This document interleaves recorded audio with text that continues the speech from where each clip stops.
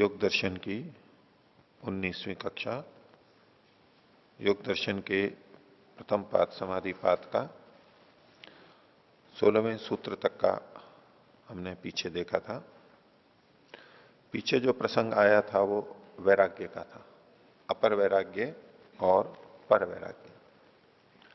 अपर वैराग्य से संप्रज्ञात समाधि की प्राप्ति होती है और पर वैराग्य से असंप्रज्ञात समाधि की प्राप्ति होती है। तो पीछे के पाठ में से किन्हीं को कुछ पूछना है तो पूछ सकते हैं कुछ। आचार्य जी, यहाँ पर तच्छुद्धि प्रविवेकाप्यायित बुद्धि, मतलब विवेक से वैराग्य होता है, ऐसा सामान्य रूप से कहा हुआ है। तो जहाँ पर भी मतलब वैराग्य की बात आती है तो वहाँ पर विवेक कहते हैं कि विवेक होने से वैराग्य होता है, ज्ञान से वैराग्य होता है। तो लेकिन वो ज्ञान क्या है, तो उसको देखते हैं योग दर्शन में, तो कहते हैं कि जो सत्व पुरुष की जो अन्यथा ख्याति है वो विवेक है, पृथक पृथक जानना, उससे वैराग्य होता है। तो फिर सामान्य स्तर का जो वैराग्य होगा वो कैसे होगा? सामान्य वैराग्य और योग दर्शन में जो सत्पुरुष अन्यथा ख्याति है वो विवेक के रूप में कही गई है।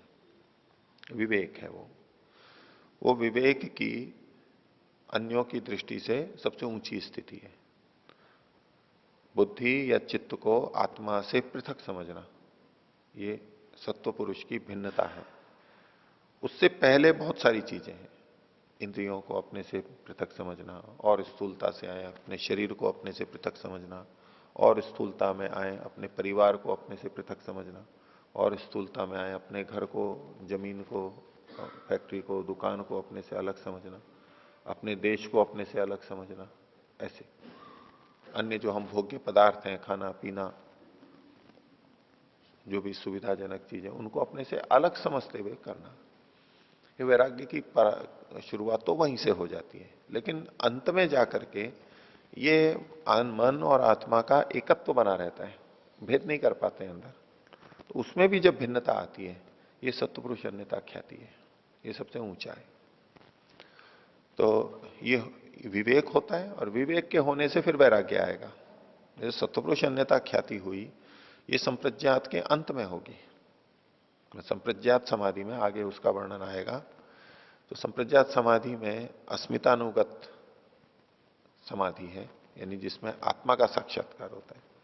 तो आत्मा का साक्षात्कार हो करके और अब प्रकृति से, विवेक ख्याति से भी वो अपने को अलग समझता है, चित्त से भी अपने को अलग समझने लग जाता है, अनुभव करने लगता है, प्रत्यक्ष उसको होने लगता है। अब उस प्रकृति से, सत्वर स्तंभ से, यूं कहो विवेक ख्याति से, उससे भी उसको वैराग्य होता है। तो ये जो सत्पुरुष अन्यथा ख्याति है, ये एक विवेक की स्थिति है, और इससे फिर एक वैराग्य प्रतिफलित होता है, जिसको कि हम पर वैराग्य के रूप में देखते हैं। तो जैसा यहां पर लिखा है भाष्य में, दृष्टानुश्रविक विषय दोषदर्शी, दृष्ट और अनुश्रविक विषयों में दोष को देखने वाला विरक्त। आप ये पूछ रहे थे कि भाई पर वैराग्य तो ऐसा होता है, उससे सत्पुरुष अन्यथा ख्याति से नीचे की जो चीजें हैं उनमें वैराग्य कैसे होगा? वही उत्तर है, विषय दोषदर्शी, उनमें दोष देखता है, उतना लाभ नहीं देखता जितना सामान्य व्यक्ति लाभ देख लेता है। उसी को ही, उसी की प्राप्ति में, उन विषयों की प्राप्ति में ही अपने जीवन की चरितार्थता समझता है। ऐसा ये नहीं समझता है, उसमें उसको दोष दिखाई देने लगते हैं। ऐसा ही करता रहा तो फिर क्या होगा? मान लीजिए किसी की छोटी नौकरी लगी, कम वेतन वाली है, प्रगति के अवसर कम है, एक तो उसी से तृप्त हो गया, अब आगे की कोई चर्चा ही नहीं कर रहा है वो। दूसरा व्यक्ति है कि नहीं, उस समय मिली थी तब तो बड़ी लालसा से ली थी उसने, उसके लिए आवश्यक भी थी, लेकिन आगे चल के कि नहीं, इतने में मेरे को संतुष्ट नहीं होना, मेरे को इससे ऊंचा जाना है, मेरे को इससे अधिक धन कमाना है, मेरे को इससे अधिक ऊंचा कार्य करना है, ऊंचे पद पे जाना है। अब वो वैराग्य की स्थिति में आएगा, नहीं इसमें ये कमियां है। अच्छा, जो लाभ थे, हानियां थी, वो तो जैसी पहले थी वैसी अभी भी है। उस नौकरी के जितने लाभ थे वो आज भी है, उतना ही वेतन मिल रहा है उसको, काम की परिस्थितियां आदि सब वैसी की वैसी हैं। किंतु उसके मन में चूंकि ऊंचे लक्ष्य की बात आ चुकी है, इसलिए इससे वो अलग हटने लगता है, नहीं इसको छोड़ना है, क्यों, वहां कमी दिखने लगती है। तो दुख दिखने लगे अथवा उसको वो न्यून देखने लग जाता है, तो उससे हटेगा। ये स्वभाव ही है, हर आत्मा का स्वभाव है, हर मनुष्य का या कौ मन का स्वभाव है। ऐसा ही होगा, जिस जिससे भी हम अलग हटते हैं वहां सब जगह ऐसा ही होगा। नौकरी का ले लीजिए, घर का ले लीजिए, पति पत्नी का ले लीजिए, अन्य वस्तुओं का, गाड़ी का ले लीजिए, कुछ भी कहीं भी लगा लीजिए, सब जगह ऐसा कैसा ही लगता है। तो या तो हमें उसमें दुख दिखाई देने लगता है तो हम उससे अलग होते हैं, दुखानुशयी द्वेष, अप्रीति होगी, हम उससे हटेंगे, छोड़ना चाहेंगे, जितनी जल्दी छुटकारा मिल सके छोड़ेंगे। विकल्प हमारे पास हो तो छोड़ेंगे। कई बार विकल्प नहीं होता है तब भी उसको चलाते रहते हैं, ढोते, ढोना क्या है उसको, ढोते रहते हैं, उसको सहन करते रहते हैं। विकल्प ही नहीं है, क्या करें, दूसरा मकान ही नहीं है, क्या करें, रहना पड़ेगा वहीं पर ही। विकल्प आते ही छोड़ देगा उसको, दूसरा विकल्प लेगा। तो या तो वो वस्तु दुखदाई हो रही है, अथवा जैसा हम चाहते थे वैसी नहीं है वो, उतना सुख नहीं है उसमें, उतनी सुविधा नहीं है। इन दोनों में से कोई सी बात आ जाएगी और हम उससे अलग हटने लगेंगे। तो जो यहां इन्होंने कहा दृष्टानुश्रविक विषय दोषदर्शी, दृष्ट और अनुश्रविक विषयों में दोष का जो देखने वाला है वो विरक्त हो गया। दोष को देखेगा तो विरक्त हो गया, मूल बात है। और दोष देख करके ही अलग हुआ जाता है, यही प्रतिपक्ष भावना है, दोष को देखना। और दोष दो तरह से, एक तो वो दोष कि भाई इससे मेरे को ये दुख मिल रहा है, मेरे को ये बाधा खड़ी हो रही है, एक तो ये दोष है। और दूसरा कि ये जितना चाहिए उतना नहीं है, अच्छा है लेकिन जैसा चाहिए वैसा नहीं है। बुराई नहीं कर रहा हूं मैं इसकी, लेकिन मेरे को जैसा चाहिए वैसा नहीं है ये, इसलिए मैं इसको छोड़ रहा हूं। तो जो अन्य चीजों में वैराग्य होता है, बस मूल चीज ये, हर जगह यही मिलेगा आपको, हर जगह मिलेगा। कोई भारत छोड़ के विदेश जा रहा है तो भी यही मिलेगा, एक नौकरी छोड़ के दूसरी नौकरी कर रहा है यही मिलेगा, पति पत्नी एक संबंध छोड़ के दूसरा विवाह कर रहे हैं यही मिलेगा। कहीं भी देख लीजिए, एक दुकान छोड़ के दूसरी दुकान जा रहे हैं यही मिलेगा, बस में एक बैठक छोड़ के दूसरी बैठक पे जा रहे हैं, एक सीट छोड़ के दूसरी सीट पे जा रहे हैं यही मिलेगा। निरपवाद रूप से सब जगह पे ये मूल रूप में मिलेगा। हाँ, स्वरूप अलग अलग हो सकते हैं, वो प्रक्रिया अलग होगी, जैसा आलंबन है जैसी परिस्थिति, लेकिन मूल में तो यही मिलेगा, इसके अतिरिक्त कोई है ही नहीं दूसरा। और जिसको चाह रहे हैं हम, वहां भी यही काम करेगा। पहले की अपेक्षा उसमें हमें सुख अधिक दिखाई देगा, हित अधिक दिखाई देगा, लाभ अधिक दिखाई देगा, दुख या बाधाएं कम दिखाई देंगी, ये होगा ही। और वो हम इधर से हटके उधर चले जाएंगे, चाहे पुस्तक का पढ़ना हो चाहे कुछ भी करना हो। और ये सब हमारे ज्ञान पर निर्भर करता है, जैसा हमारा ज्ञान है उस वस्तु के प्रति। वो वस्तु कैसी है ये एक स्वतंत्र विषय है, वो अच्छी है बुरी है कितनी सुखदाई है, लेकिन हम उसे कैसा देख रहे हैं ये एक अलग बिंदु है। इसमें दोनों में साम्य भी हो सकता है और वैषम्य भी हो सकता है। वो वस्तु जैसी है, अच्छी बुरी जितनी, उतना हम वैसा ही जान रहे हैं और फिर अलग हट रहे हैं, ये भी हो सकता है। यथार्थ में जान के हो रहे हैं और अयथार्थ में जान करके भी होते हैं। हम उस व्यक्ति से वस्तु से अलग हो जाते हैं, हम सोच रहे हैं गलत है, वास्तव में नहीं है वो गलत, हमने सुन लिया या हमारे को बहका दिया है, हमने ऐसा समझ लिया। तो किसी वस्तु से जुड़ना और किसी वस्तु से हटना ये ज्ञान पे ही निर्भर करता है, हमारी समझ पे, हमारे बोध पे निर्भर करता है, और कोई उपाय नहीं है। हमने स्वयं ने वो ज्ञान प्राप्त किया हो, उसके साथ हमारा जैसा अनुभव रहा हो उसके आधार पे, अथवा अन्यों ने हमें उसके बारे में कुछ बता रखा है, वो हमने शब्द प्रमाण कह लीजिए या सुना सुना हुआ है, हम बहक गए, जो भी है, लेकिन हमारे ज्ञान में तो परिवर्तन हुआ है। अगर एक चीज को छोड़ के दूसरी चीज को हम ले रहे हैं तो ज्ञान में परिवर्तन तो हुआ है, कम या अधिक कितना भी मानेंगे, इस बात का संकेत है।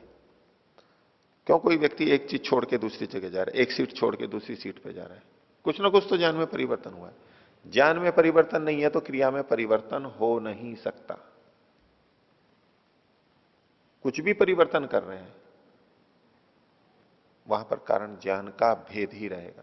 इसीलिए तो यहां पर ये बात में अंत में कही, ज्ञान सैव पराकाष्ठा वैराग्य, ज्ञान की पराकाष्ठा वैराग्य है।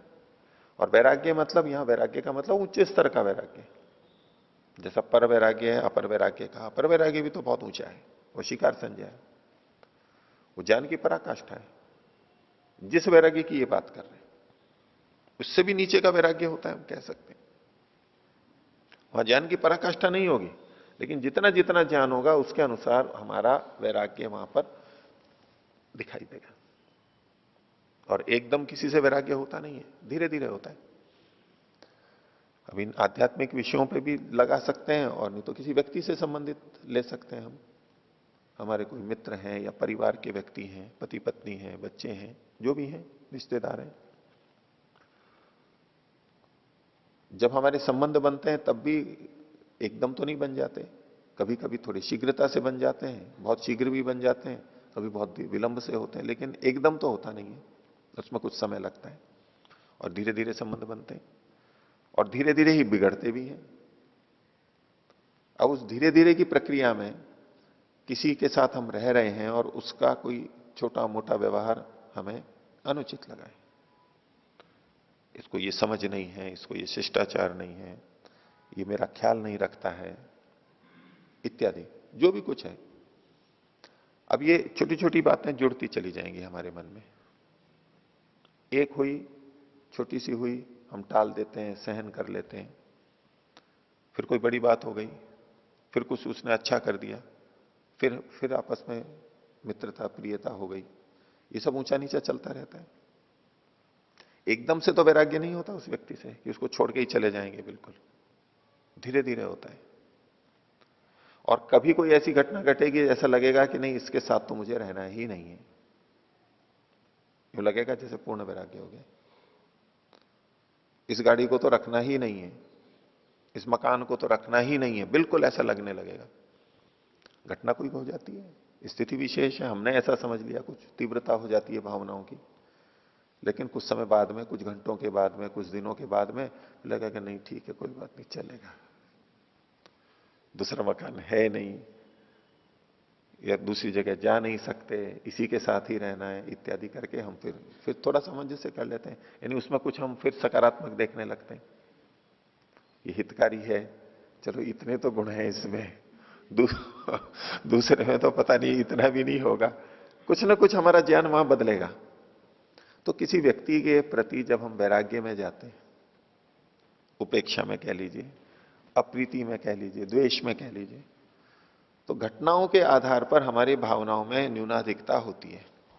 और कभी कभी लगेगा जैसे इस व्यक्ति से तो पूर्ण वैराग्य हो गया मेरा, इसकी तो जिंदगी में शक्ल नहीं देखूंगा मैं इससे कभी भी बात नहीं करूंगा, ऐसा भी हो सकता है। लेकिन वो भी फिर हट जाती है ना स्थिति, फिर उससे बात करने लगते हैं। फिर दूसरे कहेंगे कि ये तो कोई, कभी तो बोल रहे थे भले इसका तो मैं मुंह भी नहीं देखूंगा, अब साथ में बैठ के खाना खा रहे हैं, साथ में यात्राएं कर रहे हैं। तो ऐसा ही संसार की वस्तुओं के प्रति भी होता है। ये जो वैराग्य है, अपर वैराग्य की बात करूं, हमें कभी कभी जो दोष दिखाई देते हैं, उनकी न्यूनता दिखाई देती है, तो थोड़ा थोड़ा वैराग्य होता रहता है। अब किसी भोजन से, किसी से हमारे को रोग हो गया, तो थोड़े दिन के लिए लगेगा कि नहीं छोड़ो इसको, फिर वापस आ जाता है वो।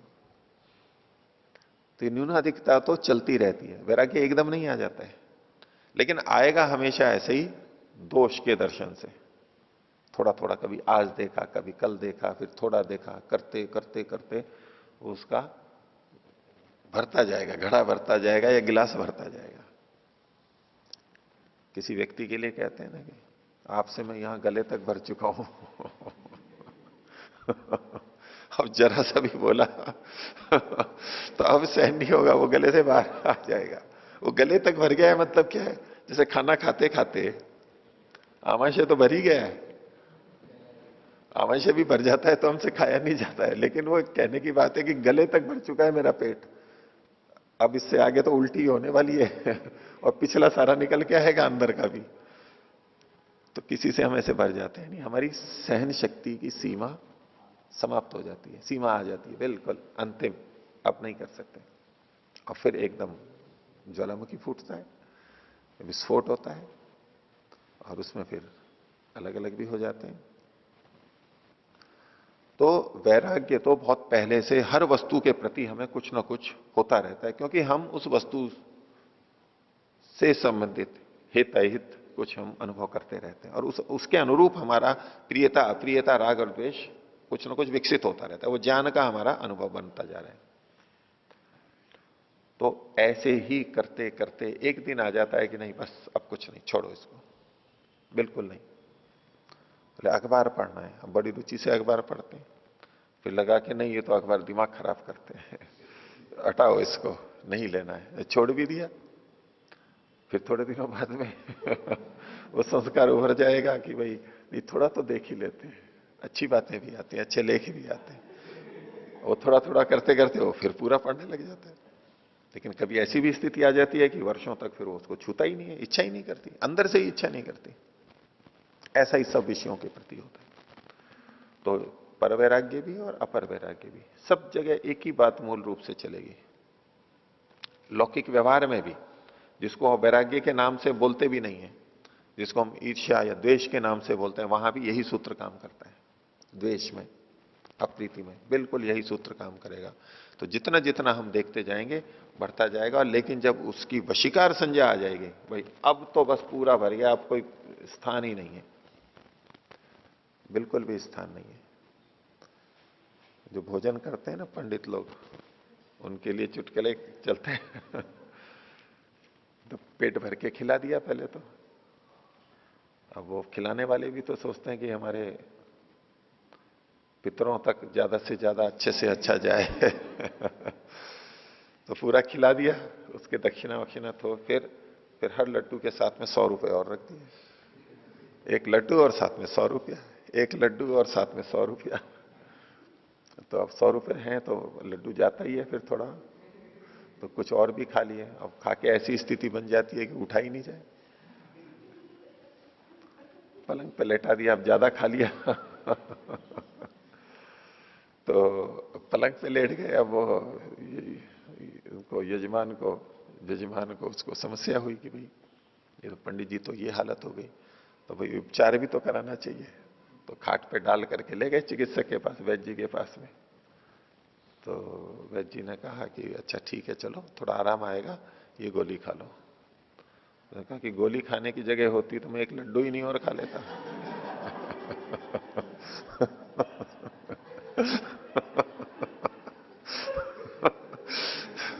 तो लेकिन एक सीमा आ जाती है कि अब वो भले ही कितना भी प्रिय लड्डू हो, रबड़ी हो, जो भी हो, रसमलाई हो, अब एक सीमा के बाद में अब बिल्कुल स्वीकार्य नहीं है, बिल्कुल स्वीकार्य नहीं है। ये वशीकार संज्ञा हो गई। तो दृष्ट और विषयों के प्रति जो वशीकार संज्ञा है, इसको वैराग्य कहा। इसलिए उन्होंने योगियों के जो 4 भेद किए थे, यतमान, व्यतिरेकी, एकेंद्रिय और फिर वशीकार संज्ञा। तो यतमान में वो प्रयास कर रहा है, कुछ वैराग्य आ भी चुका है, थोड़ा थोड़ा आ गया है। व्यतिरेकी में काफी कुछ कर लिया है, काफी कुछ बाकी भी है अभी। एक इंद्रिय में लगभग सब कर लिया है, वो छोटी मोटी 1-2 बात बची हुई है अभी, उसके प्रति वैराग्य नहीं हुआ है। और वशीकार संज्ञा में इन सबके ऊपर उसको वैराग्य आ गया। तो वैराग्य के अलग अलग स्तर होते हैं, और किसी की 1-2 बातों को देख करके ये निर्णय नहीं कर लेते कि इसको कितना वैराग्य है। पूरा पूरा नहीं कह सकते हम। 1-2 बातें देखी बोले तो वैराग्य ही नहीं है इसमें, बिल्कुल भी वैराग्य नहीं है, ऐसा नहीं बोल सकते। क्योंकि बहुत सी चीजों में वो वैराग्य की स्थिति में भी है, कुछ चीजों में वैराग्य की स्थिति में नहीं है। वो यतमान में चल सकता है, व्यतिरेकी स्थिति हो सकती है, एकेंद्रीय हो सकती है। एकेंद्रीय और वशीकार संज्ञा है, कोई कहता है वशीकार संज्ञा है, वहां फिर कुछ भी छूट उसमें नहीं आनी चाहिए, फिर कोई विकल्प वहां पर बचा हुआ नहीं है। तो वैराग्य की भी एक लंबी यात्रा है।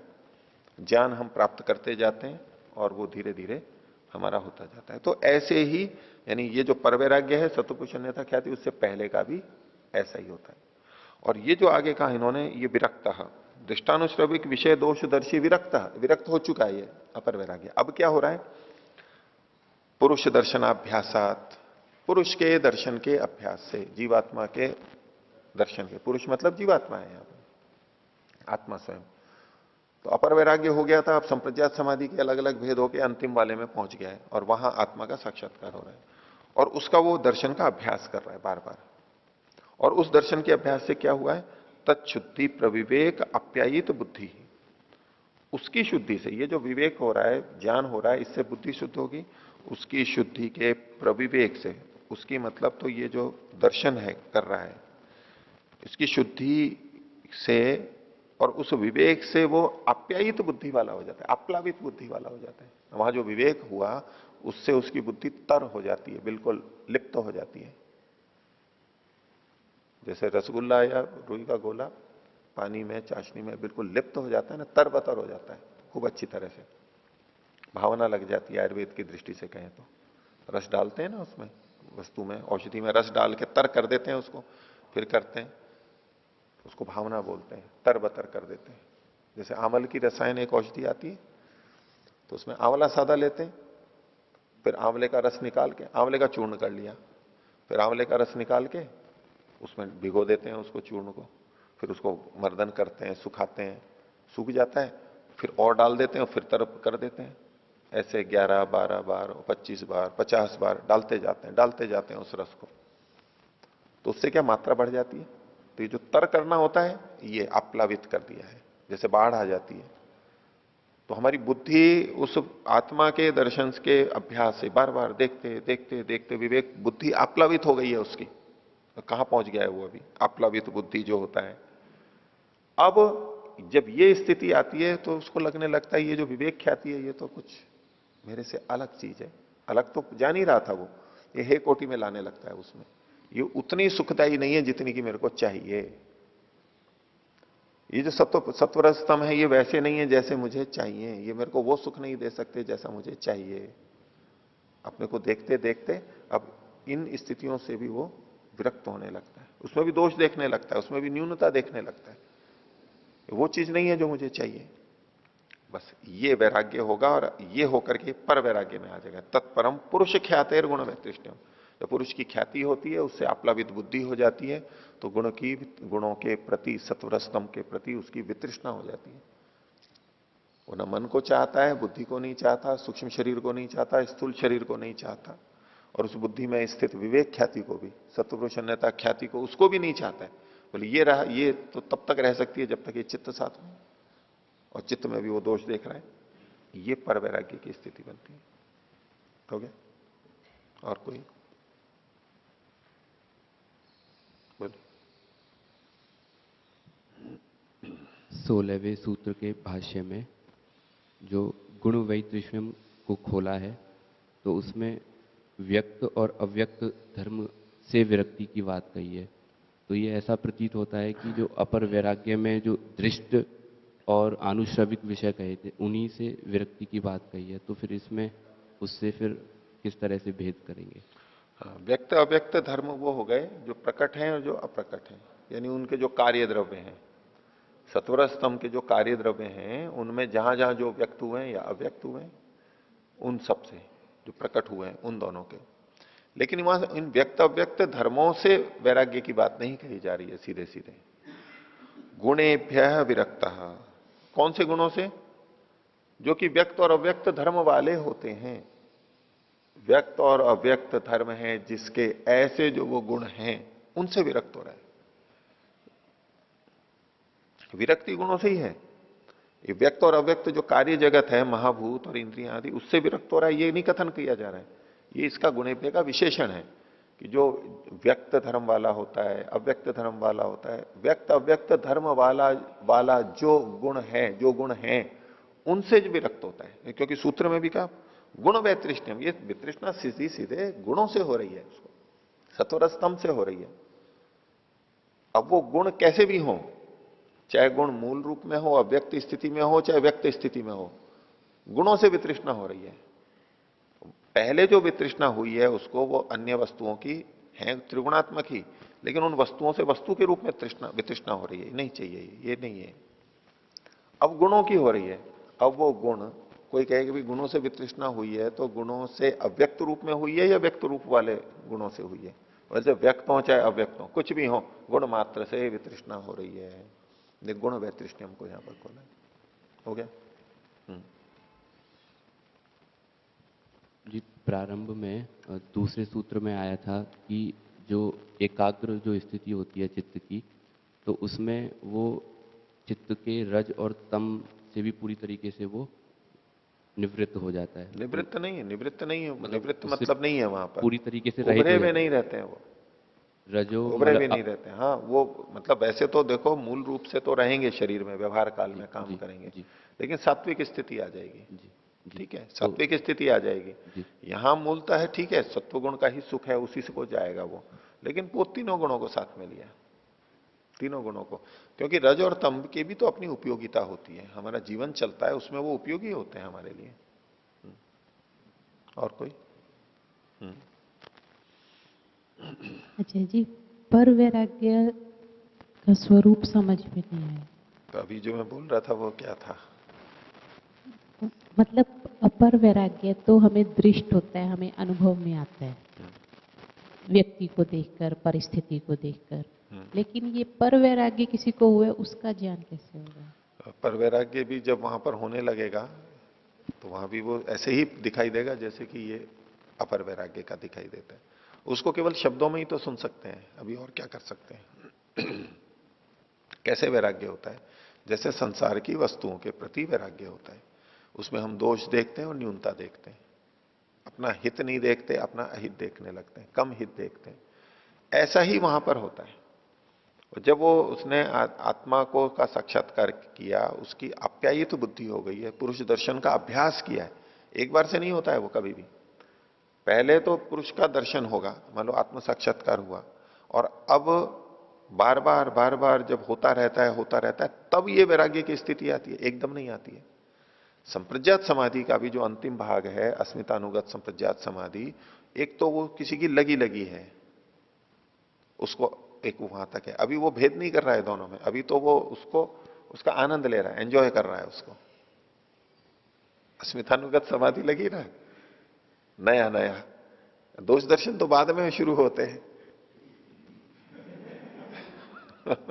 पहले तो व्यक्ति उसको उसका आनंद लेता है, एंजॉय करता है, अच्छा लगता है उसको, बाद में दोष लगते हैं। और कोई भूखा प्यासा हो कोई व्यक्ति, न घर हो न कुछ हो, उसको एक झोंपड़ी मिल जाए तो लगता है जैसे स्वर्ग मिल गया मेरे को, उस समय की अनुभूति। जब वो भटक भटक रहा है, खाना नहीं है, पीना नहीं है, वहां उसको सामान्य रोटी दाल और रहने करने की चीजें मिल जाएं तो वो बहुत, और इतना भाव विभोर भी होता है, आनंद लेता है उसको, मेरे को ये चीजें मिली। अब वो चीजें बनी रहेंगी, अब थोड़े दिन बाद में क्या होगा जी, दाल में नमक कम है, रोटी मोटी है। इसमें थोड़ा थोड़ा पानी टपकता है झोपड़ी में, शुरू में नहीं लगेगा।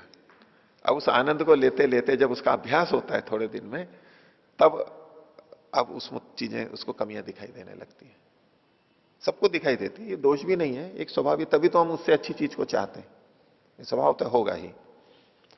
तो ऐसा ही जब शुरू में संप्रज्ञात समाधि लगती है तो वो उसको आनंदित होता है उससे, क्योंकि उसको पहली बार लगी है। ये बार बार भी लगती है तो भी बहुत अच्छा लगता है कि देखो क्या स्थिति प्राप्त कर ली है, वो मुग्ध हो जाता है, उसी में ही मुग्ध रहता है।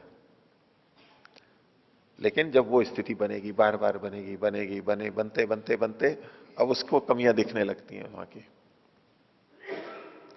कि भाई ये स्थिति अधिक देर तो रह ही नहीं पा रही है मेरी। पहले तो थोड़ी देर भी हुई थी तो ही सोच लिया था कि ओहो जैसे कि बहुत हो गया। एक झलक भी मिल जाए ना तो उसको उसको पे भी व्यक्ति अपने आप को कुर्बान कर देता है, जिसके प्रति लालसा हो। और बाद में देखो और फिर उसकी कमियां दिखने लगती हैं। तो इसको सत्वर स्तंभ की, अपने चित्त की, पहले चित्त की कहो, सत्वर स्तंभ पे मत जाइए। आत्म साक्षात्कार के बाद में चित्त की उसको कमियां दिखने लगेंगी, विवेक ख्याति की कमियां दिखने लगेंगी। बोले कितनी देर रहती है ये, उसके बाद फिर चली जाती है। वो चाहता तो है कि देर तक बनी रहे, लेकिन बन नहीं पा रही है, यही एक दोष हो जाएगा।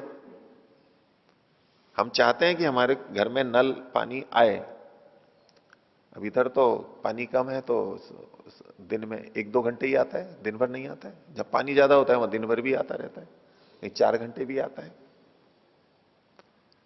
तो उसकी इच्छा क्या रहती है, ये और देर तक रहे। जैसे सांसारिक सुखों के लिए रहती है, ऐसे संप्रज्ञात समाधि वाले को भी रहता है कि भाई ये चीज स्थिति तो और रहनी चाहिए, और रह पाती नहीं है, नीचे आ जाता है, अनवस्थितत्व होता है। लब्ध भूमि का तो हो गया है, उस स्थिति को पा तो लिया, लेकिन वो अधिक देर नहीं रह पा रहा, नीचे आ रहा है।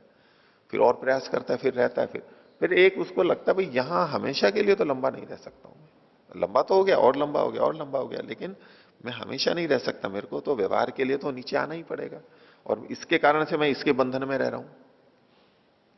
अब नौकरी तो अच्छी लग गई, बहुत खुश है, खूब अच्छा वेतन है, लेकिन बोले इस अधिकारी की बात माननी पड़ती है मेरे को, ये जब चाहे कह देता है ये करो और जब कह देता है कि ये मत करो,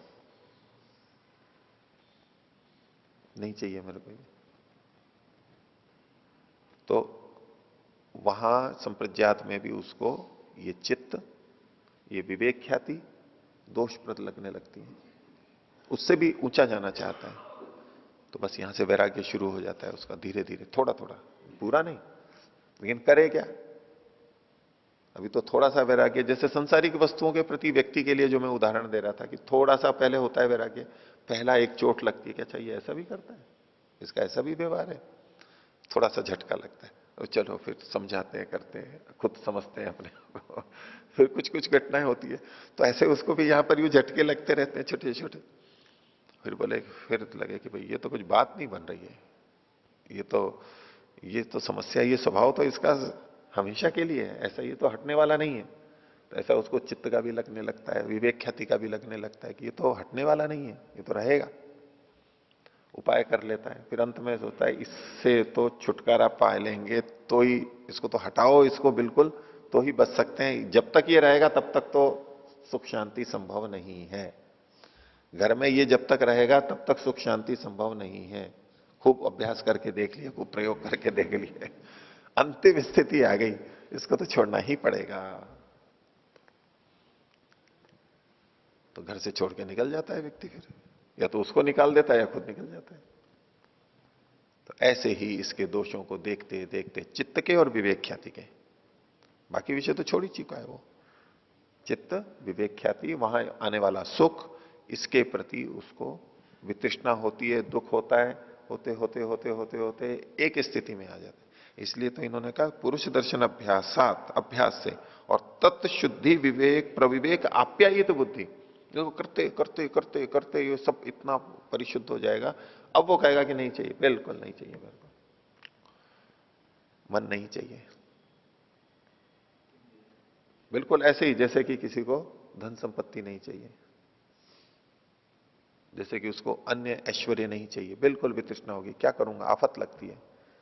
हाथी पाल लेते हैं ना, अब यूं तो अच्छा लगता है कि इसके हाथी है, अब बड़ी गाड़ी है इसके पास है, लेकिन उसको झेलना भी तो कठिन होता है, संभालना, और झेल पा नहीं रहे, तो नहीं, इस हाथी को तो बेचना ही पड़ेगा, हटाओ इस हाथी को, नहीं चाहिए मुझे ये सब, यह शादी, इसके चक्कर में, इस हाथी के चक्कर में मेरी नींद खराब हो रही है, वो हाथी को हटा देगा। तो ऐसे ही इसके लिए भी लगेगा, बिल्कुल वितृष्णा हो जाएगी। जैसे वहां वशीकार संज्ञा थी अपर वैराग्य में, ऐसे पर वैराग्य में भी वो दृढ़ स्थिति आ जाएगी कि बस इसको तो छोड़ना ही है, इसका कोई काम नहीं है, नहीं चाहिए मुझे ये मन नहीं चाहिए, ये विवेक ख्याति नहीं चाहिए, ये सात्विक सुख मुझे नहीं चाहिए, ऐसा वाला नहीं चाहिए। बस ये पर वैराग्य होगा। तत्परम पुरुष ख्यातिर गुण वैतृष्ण्यम। कुछ समझा पाया मैं कि पर वैराग्य क्या होता है? बोलिए। आचार्य जी, ये विषयों से जो वैराग्य होता है, इसका कोई क्रम होता है कि पहले शब्द से होगा, स्पर्श से होगा, या सबका विवेक के आधार पर अलग अलग होता है? सबका अलग अलग होता है। किसने कहां प्रयत्न किया उस पर निर्भर करेगा, किसको कहां विवेक हुआ, कहां अधिक हानि दिखाई दी, उसके हिसाब से अलग अलग होगा। लेकिन फिर भी कुछ स्तर पर हम उन चीजों को देख सकते हैं कि जिसमें अलग अलग इंद्रियों को ले लीजिए, अलग अलग विषयों को ले लीजिए, एक ही बात है। तो वैसे तो स्थूल से होते हुए कि जैसे पृथ्वी का है तो गंध है, जल का है तो रस है। अब यूं तो रस बहुत देर से जाता है, स्वाद जो है उसका बहुत देरी से जाता है, फिर रूप है, फिर स्पर्श है, और फिर शब्द है। इन विषयों को तो इस क्रम से भी देख सकते हैं हम, एक एक करके भूतों की सूक्ष्मता की दृष्टि से। पहले स्थूल वाले चले जाएंगे, लेकिन इसमें आगे पीछे भी देखा जाएगा कि किसी ने कहां प्रयत्न किया है, उसके अनुसार भिन्नता दिखाई देगी। पूछिए। आचार्य जी, गुणों के अव्यक्त धर्म से विरक्ति का क्या अर्थ है? अव्यक्त धर्म से क्या तात्पर्य? गुण जब त्रिगुण सत्वर स्तंभ अपने साम्यावस्था में रहते हैं, वो उनका अव्यक्त है, उसको अव्यक्त नाम से कहा भी जाता है। जो प्रलयावस्था में सत्वर स्तंभ की साम्यावस्था कह लीजिए, उसको अव्यक्त कहते हैं। अव्यक्त से फिर महतत्व बनता है, तो वो तो उसके धर्म अव्यक्त स्थिति में है। जैसे कि परिणाम आदि कहे जाते हैं योग दर्शन में, जैसा आता है कि एक तो अनागत होते हैं, एक अतीत होते हैं, एक वर्तमान धर्म होते हैं। तो वर्तमान वाले हैं वो तो है व्यक्त, और जो अभी अनागत स्थिति में है या अतीत में जा चुके हैं उनको कहते हैं अव्यक्त। तो सत्वर स्तंभ के अपनी मूल अवस्था के जो हैं गुण धर्म है, जो कि हमें पता नहीं लगते, अव्यक्त हैं, वो स्थिति कह लो। और व्यक्त मतलब जब वो कार्य रूप में आ जाते हैं तो उनके कहीं कोई धर्म व्यक्त होता है, कहीं कोई महतत्व में अलग होगा, अहंकार में अलग होगा, ज्ञानेन्द्रियों में अलग होगा, कर्मेंद्रियों में अलग होगा, तन्मात्राओं में अलग होगा। ऐसे इनके अलग अलग गुण धर्म व्यक्त होंगे। तो ये जो व्यक्त में तो सारा समस्त कार्य द्रव्य आ गया, अव्यक्त वाला उसका अपना रूप रहा। और इन कार्य द्रव्यों में भी अनागत और अतीत वालों को भी आप अव्यक्त में ले सकते हैं। इसमें अव्यक्त से वैराग्य, जब अभी वो अनागत में है या अभी उसको पता ही नहीं है, तो वैराग्य कैसे नहीं, होगा? पता तो है ना उसको, पता है उसको, सत्वर स्तंभ का पता रहता है ना कि इससे ये हो रहा है। वो साक्षात्कार भी करके आ रहा है। आप उसको संप्रज्ञात समाधि में आनंदानुगत संप्रज्ञात समाधि के अंतर्गत ले सकते हैं। आगे सूत्र में जो बताया है कि अलग अलग समाधियां लगती हैं, संप्रज्ञात समाधियां, तो वो जान करके आ रहा है, वो जान के आ रहा है। हाँ। अर्थात उनके मूल रूप का साक्षात्कार कर चुका होगा। ऐसा ऐसा मानना चाहिए। हाँ, ठीक है, चलें आगे। तो आगे का तो देखते हैं। एक इसमें वैराग्य के संदर्भ में एक हमें थोड़ा और व्यवहार की दृष्टि से, हम संसार की वस्तुओं का उपयोग तो करते हैं। अब वस्तुओं का उपयोग करते हैं, वस्तुओं का उपयोग करते हैं, तो उपयोग को देख करके हम कैसे निर्णय करें कि इसके प्रति मेरे को वैराग्य है या नहीं है। वैराग्य का मतलब हम ये लेंगे कि हम उसका उपयोग नहीं कर रहे। जिसके प्रति वैराग्य हो जाएगा तो छोड़ देंगे हम। वैराग्य का प्रथम अर्थ तो यही आता है। तो हमने छोड़ दिया और छोड़ा नहीं है, तो इसका मतलब है वैराग्य नहीं है। ये प्रथम दृष्टया हम यही सोचते हैं ना। अब मान लीजिए भोजन करते हैं, तो भोजन से वैराग्य हो गया, इसका यह मतलब कि भोजन नहीं करेगा वो। गृहस्थ में नहीं जाना है, वैराग्य है, वो गृहस्थ में नहीं गया, भोजन नहीं किया। मकान संपत्ति से वैराग्य हो गया, तो मकान का प्रयोग नहीं कर रहा है वो।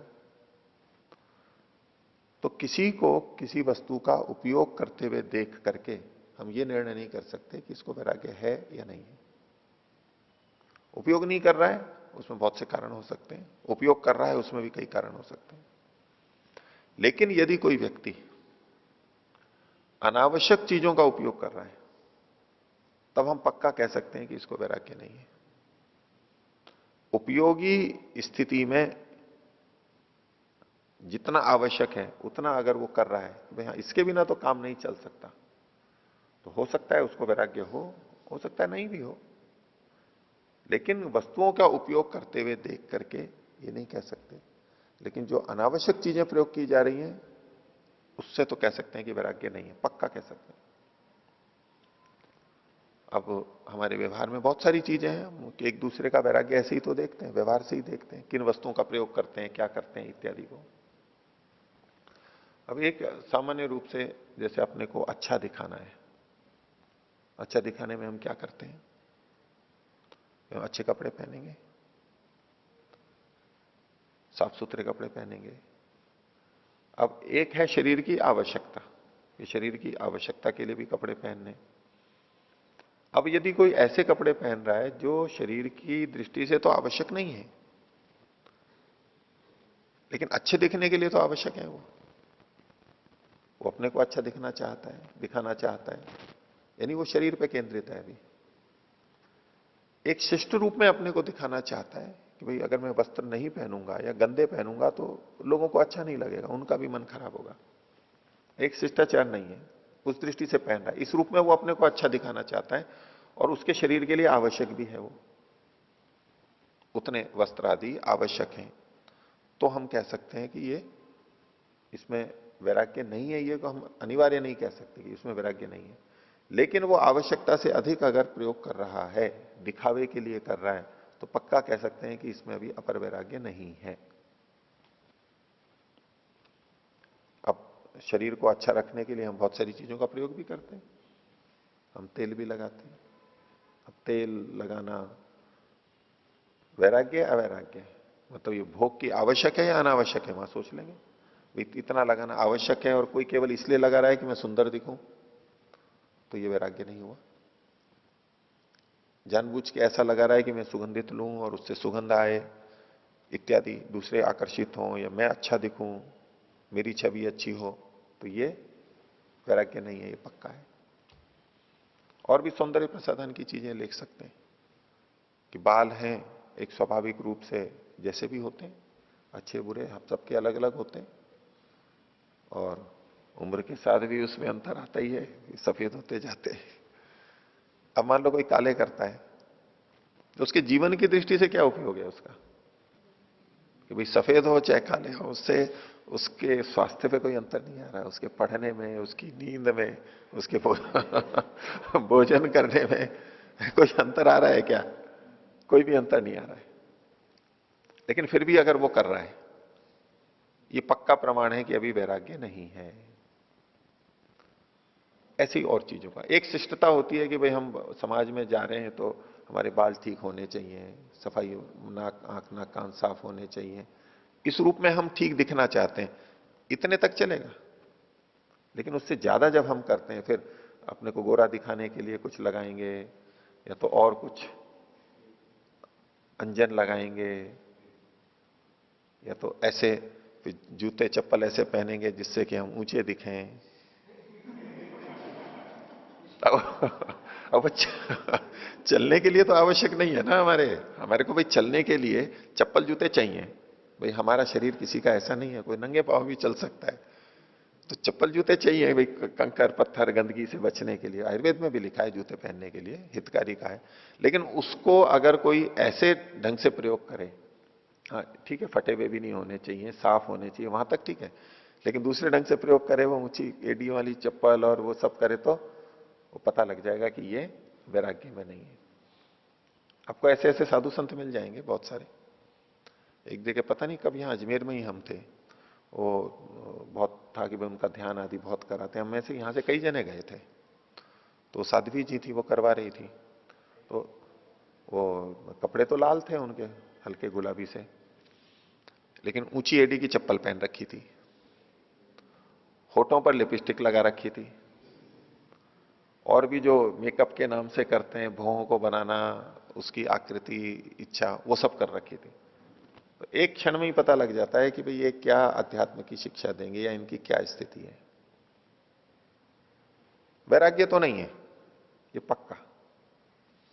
हाँ, वैसे अगर कोई अपना मुंह धो रहा है, वो क्या कि अच्छा दिखने के लिए धो रहा है, भाई मुंह तो शुद्धि के लिए भी धोया जाता है, उतने के लिए वस्त्र भी पहने जाते हैं, तो वो हमारे को निर्णय हो जाता है कि ये क्या है, उपयोगी है और सौंदर्यवर्धक है, कोई आपत्ति नहीं है।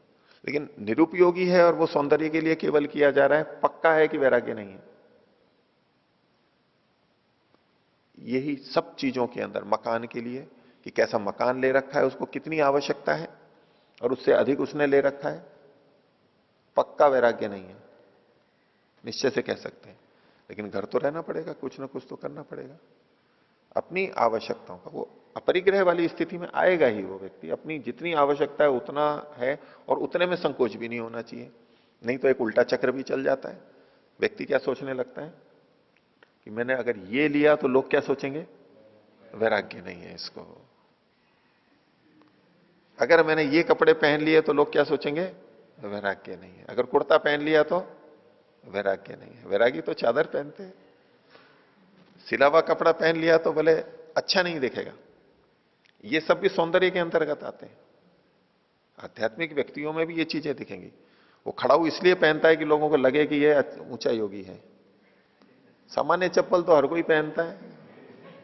अब वो खड़ाऊ किस लिए पहन रहा है, अंतर पड़ जाता है। इसलिए स्वामी सत्यपति जी कई बार वो बात कहा करते हैं कि भाई कटी वस्त्र पहनने से पता लग जाता है कि इनको अभी राग है या वैराग्य है। वो कई जने नीचे तक घुटना भी, और घुटना क्या टखना भी रहे, एड़ियां रहे, रगड़ रगड़ के इतना नीचे तक बांध करके कटी वस्त्र चलता है कोई, तो वो सौंदर्य के लिए, अच्छा दिखूं इसके लिए, पैर नहीं उघड़ जाए, इतनी अश्लीलता में नहीं, लेकिन एक थोड़ा सा सुविधाजनक, और रगड़ता है, गंदा होता है, ये होता है, तो थोड़ा सा ऊपर बांधने का ही रहता है वहां पर।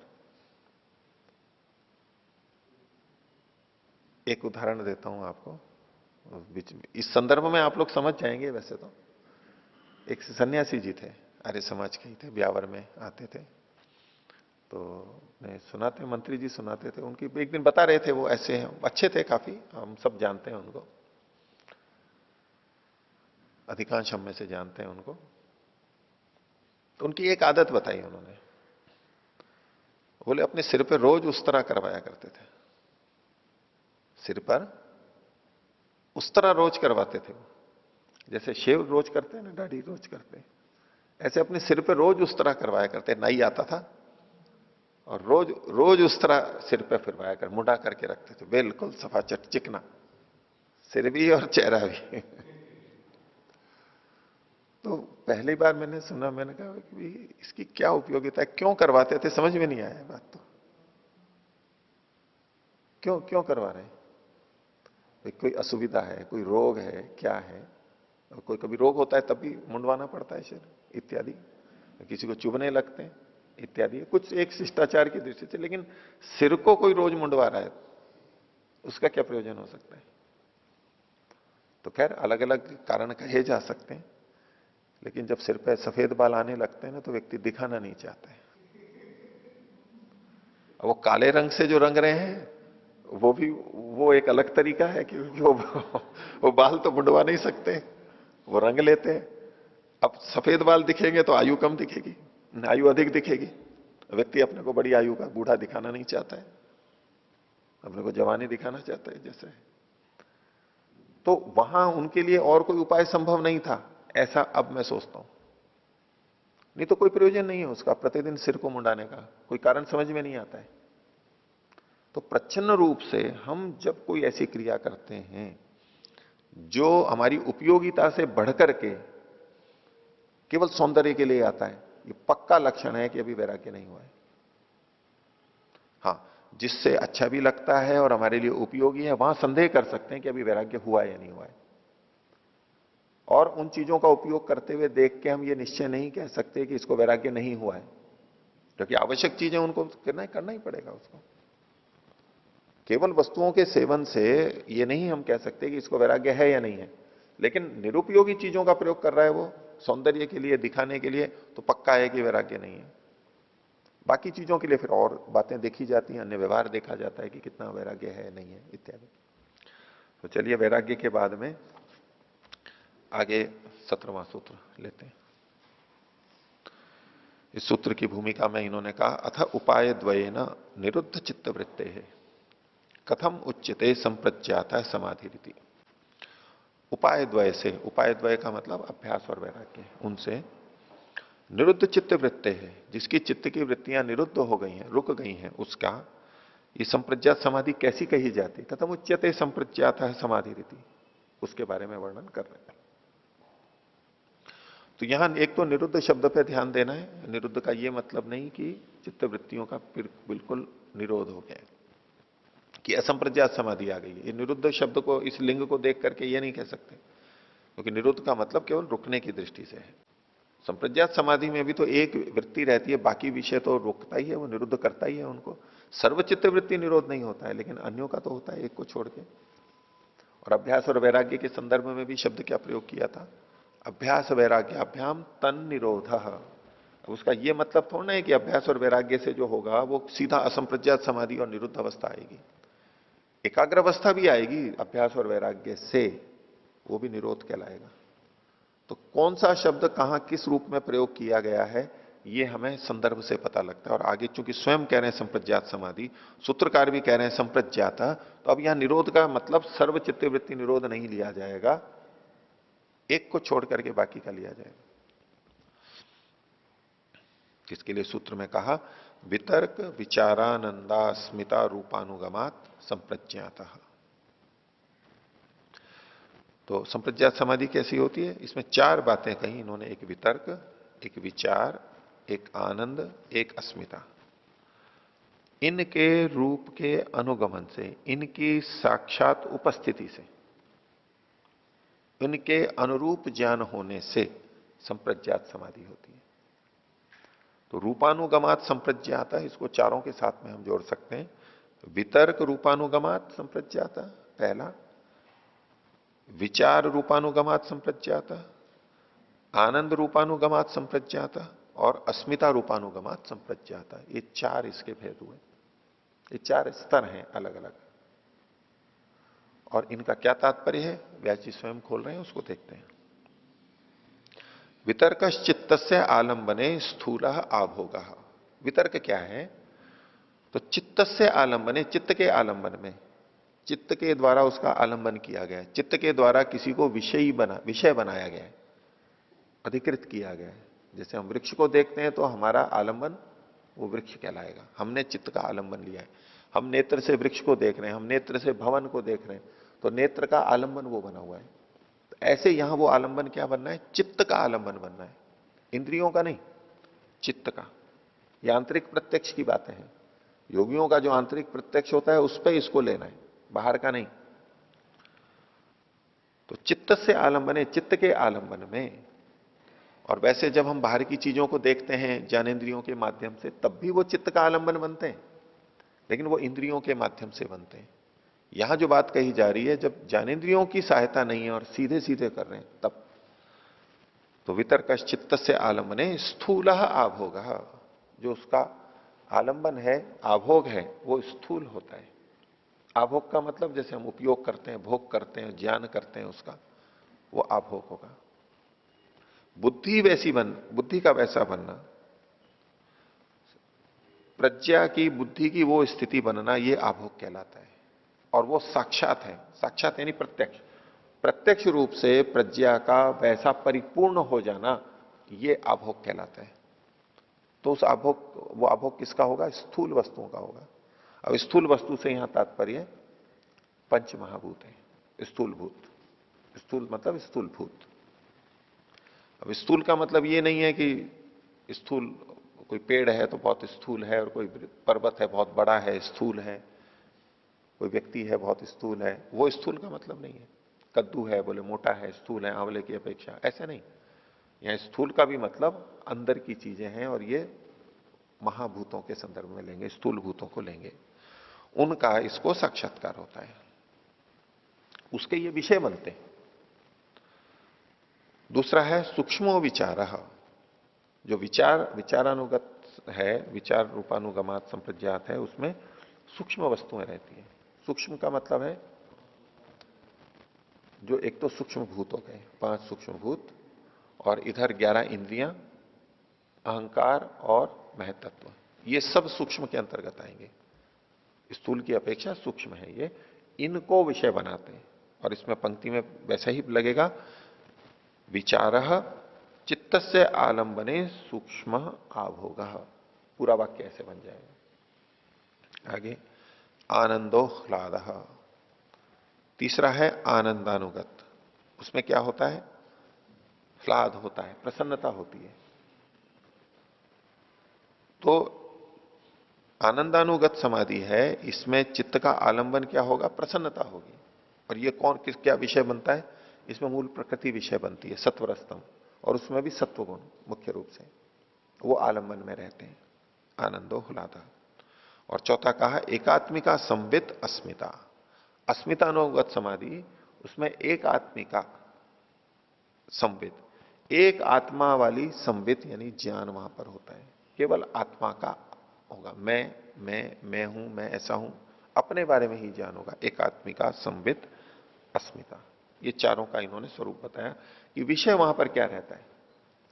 अब इनके संबंध में कुछ और स्पष्टीकरण दे रहे हैं। प्रथम दृष्टया हमें यह समझ में आएगा कि वितर्क के अंदर स्थूल आभोग होगा, विचार में सूक्ष्म होगा, बस इनका अपना अपना होगा, दूसरा कुछ नहीं होगा। लेकिन यहां इनका तात्पर्य ऐसा नहीं है, इसलिए आगे इन्होंने कहा तत्र प्रथमश चतुष्टयानुगत समाधि सवितर्क। जो पहले वाली है उसमें स्थूल चीजों का आलंबन होता है और वो सवितर्क समाधि है, वितर्क से सहित है, अन्य भी हैं उसमें साथ में। तो तत्र प्रथम पहला जो है वो चतुष्टयानुगत समाधि, चारों चीजें उसमें रहती हैं, यानी स्थूल भी, सूक्ष्म भी, आनंद भी और आत्मा का भी, एकात्मिका संबित भी, ये चारों वहां पर रह सकते हैं, चारों रहेंगे, अलग अलग समय में रह सकते हैं, अलग अलग का प्रत्यक्ष करता है, लेकिन चारों रहते हैं। लेकिन ये इसमें स्थूल भी रहता है, स्थूल विषय भी रहता है, वो अभी छूटा नहीं है उसका, स्थूल भूतों का।